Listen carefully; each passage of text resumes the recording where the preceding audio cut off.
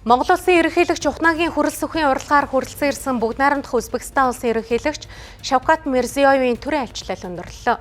Ерөнхийлөгч Шавкат Мирзиёев хоёр улсын хооронд 1992 онд дипломат харилцаа тогтоосноос хойш хугацаанд төрийн тэргүүний хуваар анхудаа төрийн альчлал инхүү хийлээ.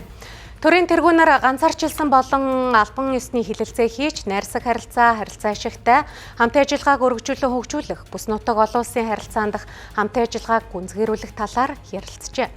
Хоёр улсын ерөнхийлөгч Монгол улс бүгд найрамдах Узбекистан улсын иж бүрэн түншлэлийн хамтын ажиллагааны тухай тунхаглалт гар үсэг зурж, харилцааны төвшнийг шатахуулан иж бүрэн түншлэлт хүргэлээ.